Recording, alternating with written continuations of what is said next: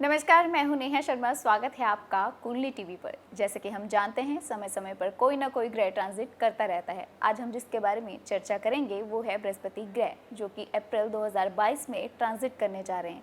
क्या समय रहेगा, क्या कुछ हमारे जीवन में बदलाव होगा, इन सब की विशेष जानकारी हमें देंगे नरेश जी। स्वागत है सर आपका। नमस्कार। नरेश जी हमारे साथ है और सबसे पहले हम जानकारी लेंगे कि कब ये गोचर करेगा, क्या समय रहेगा, इसका ओवरऑल जानकारी नरेश जी से लेंगे।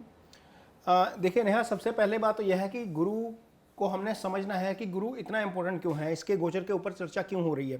जी। गुरु किसी की भी कुंडली में दूसरे भाव के कारक हैं। ये धन का भाव होता है, पंचम भाव के कारक हैं, ये स्टेट ऑफ माइंड होता है, ये त्रिकोण का भाव है। यहाँ से इजी गेन देखे जाते हैं, यहाँ से संतान देखी जाती है, हायर स्टडी यहीं से देखी जाती है। नौवें भाव के कारक हैं, यहाँ से अध्यात्म देखा जाता है, भाग्यस्थान ये कहलाता है। यहाँ से आपका जो छोटी जर्नीज होती हैं या धार्मिक यात्रा होती है, ये सारी यहीं से देखी जाती है। 11वें भाव के कारक गुरु होते हैं, ये आय का भाव है, ये इच्छाओं की पूर्ति का भाव है।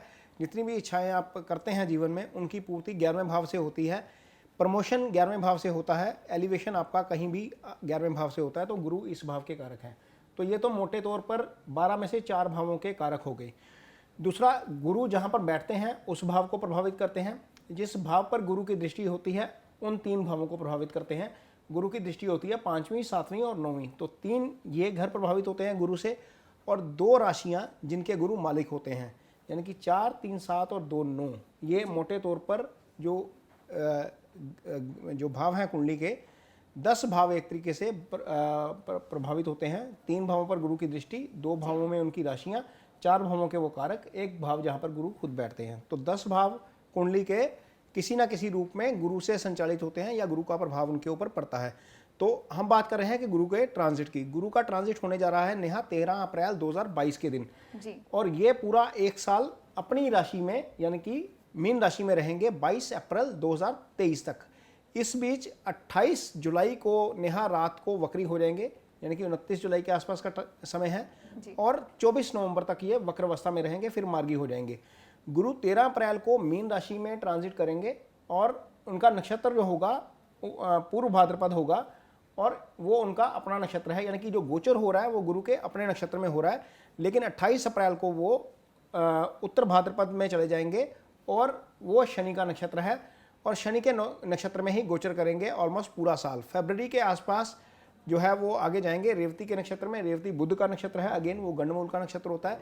तो संचार जो है वो आगे जाकर रेवती नक्षत्र में होगा, लेकिन major portion of the transit जो है जुपिटर का वो रहेगा शनि के नक्षत्र में जी। 28 अप्रैल से लेकर फरवरी के आसपास का वक्त है, उस वक्त तक शनि के नक्षत्र में रहेंगे। और गुरु का जो ट्रांजिट होता है नेहा जी।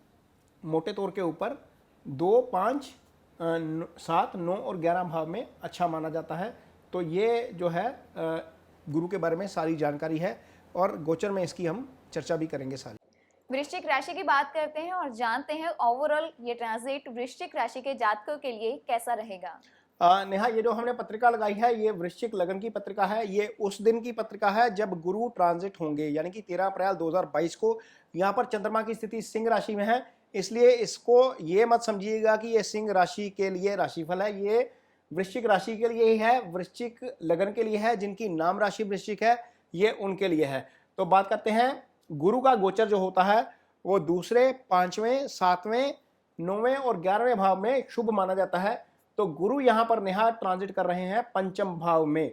ये पंचम भाव जो होता है ये त्रिकोण का भाव होता है। ये कुंडली में दूसरा सबसे शुभ भाव होता है, सबसे शुभ 9वां होता है। उसके बाद जो शुभता है वो पंचम को मानी गई है। गुरु इस भाव के कारक ग्रह हैं। गुरु यहाँ पर पंचम में ट्रांजिट करेंगे अपनी राशि में। तो इसके क्या असर होंगे, सबसे पहले गुरु भाग्यस्थान को देखेंगे। भाग्यस्थान का एक्टिवेट होना बहुत अच्छा है। यहाँ पर आपको आपके भाग्य में वृद्धि करेंगे, आपके अध्यात्म में वृद्धि करेंगे। यदि आपका रुझान अध्यात्म की तरफ है तो आपको उस तरफ लेके जाएंगे। यदि आप धार्मिक यात्रा करना चाहते हैं या वैसे यात्रा करना चाहते हैं, ये यात्रा का भी भाव है, तो गुरु बहुत अच्छा रिजल्ट देंगे आपको। ये भाव नेहा गुरु की दृष्टि यहाँ पर पड़ रही है, ये भाव आय का होता है, ये प्रमोशन का होता है। यहाँ से सारी इच्छाओं की पूर्ति होती है। 11वां भाव इच्छाओं की पूर्ति का भाव है। यहाँ पर गुरु की दृष्टि पड़ेगी, ये आपकी डिजायर्स जो है वो पूरी करेंगे। लगन के ऊपर देखेंगे 9वीं दृष्टि के साथ। गुरु जब लगन को देखते हैं तो लगन मजबूत हो जाता है। आपका ओरा जो है वो मजबूत हो जाता है, आप में पॉजिटिविटी आती है। गुरु की दृष्टि बड़ी पॉजिटिव होती है नेहा। जब चंद्रमा गुरु के साथ आ जाता है तो आपको मोरली जो है वो बहुत मजबूत कर देता है, नैतिक तौर पर आप बहुत मजबूत हो जाते हो। जब गुरु की दृष्टि चंद्रमा के ऊपर पड़ेगी तो आप में बुरे विचार नहीं आएंगे, आप पॉजिटिविटी के साथ काम करोगे तो उसके रिजल्ट भी आपको पॉजिटिव मिलेंगे। तो वृश्चिक राशि के जातकों के लिए ये ट्रांजिट बहुत अच्छा रहने वाला है। जी, बात करते हैं हेल्थ से जुड़ी हुई, यानी कि इस राशि के जातकों की हेल्थ कैसी रहेगी, क्या कुछ बदलाव होगा सेहत से संबंधित उनकी हेल्थ में। नेहा देखिए, जब गुरु की दृष्टि लगन के ऊपर है तो निश्चित तौर पर हेल्थ जो है वो इम्प्रूव रहेगी। हालांकि ये भाव दोनों प्रभावित नहीं हो रहे। ये छठा भाव है लिटिगेशन, एलिगेशन, बीमारी, रोग ऋण और शत्रु का। अष्टम भाव है, यहाँ पर सडन लॉस देखा जाता है, सडन प्रॉफिट भी यहीं से आता है, एक्सीडेंट यहाँ से देखा जाता है। तो ये दोनों घर को गुरु प्रभावित नहीं कर रहे, लेकिन चूंकि गुरु लगन को देख रहे हैं तो निश्चित तौर पर आपको फिजिकली फिट रखेंगे। बहुत ज्यादा लंबी चौड़ी फिजिकल समस्या आपको यहाँ पर आती हुई नजर नहीं आ रही है। हालांकि राहु वहां पर है ट्रांजिट में और केतु इस भाव को देख रहे हैं, ये हॉस्पिटलाइजेशन का भाव है। जिनको गैस्ट्रिक समस्या है, जिनको स्टमक से रिलेटेड प्रॉब्लम आती है, डाइजेशन का इशू है, वो थोड़ा सा अपना जरूर ध्यान रखें खान पीन का। वो जो स्थिति होगी वो राहु केतु के कारण होगी। यदि प्रॉब्लम आई, गुरु के कारण आपको कोई समस्या यहाँ पर नहीं आ रही है। हाँ, राहु जरूर देख रहे हैं, दूसरे भाव को भी देख रहे हैं, तो वो हो सकता है थोड़ी सी आपकी ईटिंग हैबिट्स बिगाड़ें, आपको थोड़ा सा प्रोवोक करें कि आप कोई बाहर का गलत मलत खा लो या कोई ऐसी चीज खा लो जिससे आपकी तबीयत बिगड़े। तो वहां पर आपने कंट्रोल रखना है। ड्राइविंग आप थोड़ा सा धीमे करिएगा, क्योंकि केतु यहाँ पर देख रहे हैं। राहु केतु का इम्पैक्ट जरूर आ सकता है सेहत के ऊपर, लेकिन गुरु उसको सुधारने की कोशिश निश्चित तौर पर करेंगे। जी, फाइनेंस हमारे जीवन में बहुत कुछ लेकर आता है, यानी कि बहुत सारे उतार चढ़ाव फाइनेंस से संबंधित हमारे जीवन में होते रहते हैं। ये गोचर क्या लेकर आया है फाइनेंस के हिसाब से इस राशि के जातकों के लिए, चलिए जानते हैं। नेहा, निश्चित तौर पर बहुत अच्छा रहने वाला है, क्योंकि गुरु एक तो इजी गेंस का भाव है जहाँ पर बैठे हैं, ये स्टेट ऑफ माइंड का भाव है जहाँ पर बैठे हैं। यहाँ से फैसले लिए जाते हैं। जब स्टेट ऑफ माइंड आपका नॉर्मल होता है, डिस्टर्ब नहीं होता, आप बिल्कुल अच्छे मूड में होते हैं, तो आप बहुत अच्छे फैसले करते हैं। उसके फल आपको मॉनेटरी गेन के रूप में भी मिलते हैं, आपको वैसे भी सामाजिक प्रतिष्ठा भी दिलाते हैं। तो जब गुरु पंचम में बैठे हैं, सीधा 11वें को देख रहे हैं, तो जिनको प्रमोशन का इंतजार है, प्रमोशन रुकी हुई है किसी कारण, उनके लिए प्रमोशन का रास्ता खुल जाएगा। जिनका काम बंधा हुआ है या कोई पैसा नहीं आ रहा, पैसा रुका हुआ है, मनी का फ्लो इमीडिएटली बढ़ना शुरू हो जाएगा गुरु के ट्रांजिट के बाद। आपको ऑर्डर जो है वो नए नहीं मिल रहे थे, वो मिलने शुरू हो जाएंगे। जहां पर आप काम करते हैं, कार्यस्थल पर आपकी सुनी नहीं जा रही थी, आपको रिकॉग्नाइज नहीं किया जा रहा था, आप रिकॉग्नाइज होना शुरू हो जाएंगे। क्योंकि जब आप रिकॉग्नाइज होंगे तो उसका फल आपको मॉनेटरी गेन के रूप में भी जरूर मिलता है।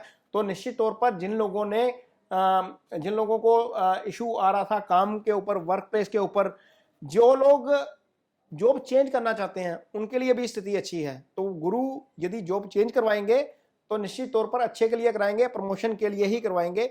तो कर्म और आय को लेकर स्थिति जो है वो बहुत अच्छी रहने वाली है, क्योंकि लगन के ऊपर गुरु की दृष्टि है। आप ओवरऑल पॉजिटिव तरीके से काम करेंगे, उसका फल आपको मॉनेटरी गेन के रूप में जरूर मिलेगा। जी, रिश्ते हमारे जीवन में अहम स्थान रखते हैं, लेकिन जब रिश्ते बिगड़ते हैं, सुधरते हैं, तो बहुत कुछ बदलाव हमारी जिंदगी में होता है। क्या बदलाव होगा इस राशि के जातकों का, तो चलिए जानते हैं नरेश जी से। नेहा देखिए, जिनकी शादी नहीं हो रही थी, जो सिंगल्स थे, उनके लिए बहुत स्थिति अच्छी है। जो लोग नेहा, एक बात हम बतानी यहाँ पर मेंशन करनी भूल गए जी, जो कपल्स हैं, जो संतान का इंतजार कर रहे हैं, उनके लिए स्थिति बहुत अच्छी है। पंचम से गुरु का ट्रांजिट बहुत अच्छा है। पंचम भाव संतान का भाव होता है, तो वहां पर उनकी इच्छा पूरी हो सकती है। उसका दूसरा बड़ा कारण यह है नेहा, गुरु यहाँ पर पंचम में बैठे हैं, भाग्य स्थान को देख रहे हैं। ये पंचम का पंचम होता है। जब संतान पंचम से नजर नहीं आती तो पंचम के पंचम से देखी जाती है।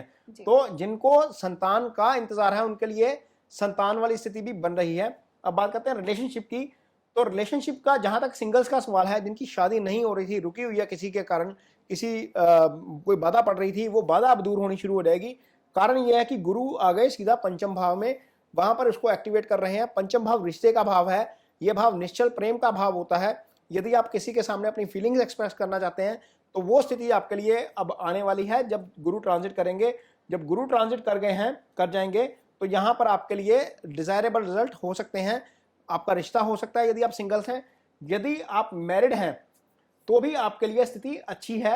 उसका कारण यह है कि गुरु लगन को देखते हैं तो ओवरऑल पर्सनैलिटी को इंप्रूव करते हैं, आप पॉजिटिव हो जाते हैं। लेकिन सिर्फ थोड़ा सा ध्यान रखिएगा कि राहु की दृष्टि सीधा दूसरे भाव के ऊपर पड़ रही है। आपकी वाणी थोड़ी सी भी डिस्टर्ब हुई तो दिक्कत आपको हो सकती है। कारण यह है शनि यहाँ पर आएंगे और शनि यहाँ पर जो है सुख स्थान है, ये वाला भाव, यहाँ पर थोड़ा सा डिस्टर्बेंस हो सकती है, आपका पीस ऑफ माइंड डिस्टर्ब हो सकता है रिलेशनशिप के कारण भी। तो थोड़ा सा ध्यान रखिएगा सिर्फ वाणी को लेकर जो मैरिड कपल हैं। अदरवाइज कोई बहुत लंबी चौड़ी दिक्कत यहाँ पर नहीं आ रही। सिंगल्स के लिए तो समय वैसे ही बहुत अच्छा है जी। तो चलिए जानते हैं कि इस राशि के जातक क्या उपाय कर सकते हैं। नेहा, सबसे पहली बात तो यह है कि इस राशि के जातकों को एक काम करना चाहिए। जो बच्चे पढ़ने में सक्षम हैं लेकिन उनके पास फाइनेंशियल सपोर्ट नहीं है, उनको सपोर्ट की जाए। चाहे आप स्टेशनरी के रूप में कर सकते हैं, चाहे आप उनको बुक्स लेके दीजिए, चाहे आप उनको मॉरली सपोर्ट कर दीजिए, उनकी फीस दे दीजिए, वो आपके लिए बहुत अच्छा उपाय है। जितने बच्चों को आप पढ़ने में मदद करेंगे, गुरु वहाँ पर उतनी ही मजबूती से आपको फल देंगे। वो इजी गेन्स के भाव के मालिक हैं, धन के भाव के मालिक हैं। जितना पैसा आप उधर खर्च करेंगे बच्चों की शिक्षा के ऊपर, उससे ज़्यादा आपको गुरु वैसे ही दे देंगे। ये आपके लिए बहुत अच्छा उपाय है। दूसरे उपाय के तौर पर आप फलदार पेड़ जरूर लगाइए। फलदार पेड़ लगाने से आपको गुरु के अच्छे फल मिलेंगे, क्योंकि गुरु फलदार पेड़ों के कारक ग्रह हैं। दो काम आप कर लेंगे फलदार पेड़ लगाने से। एक, पर्यावरण की सेवा करेंगे। गुरु का उपाय तो वैसे ही आपका इस उपाय के जरिए ही हो जाएगा। पर्यावरण की सेवा और गुरु का उपाय दोनों एक साथ। तीसरा, घर में यदि फलदार पेड़ लगेगा तो आपको फल भी वैसे ही खाने को मिल जाएंगे, बाजार में जाने की जरूरत भी नहीं पड़ेगी। तो ये एक उपाय जो है वो गुरु का आपको 3 तरह के फायदे देता है। फल भी देता है, गुरु के फल भी देता है, और निश्चित तौर पर पर्यावरण की सेवा तो करता ही है। जी, तो ये थी वृश्चिक राशि की बात। इसी सीरीज में नेक्स्ट एपिसोड में बात करेंगे धनु राशि की। जुड़े रहें हमारे साथ। धन्यवाद। नमस्कार।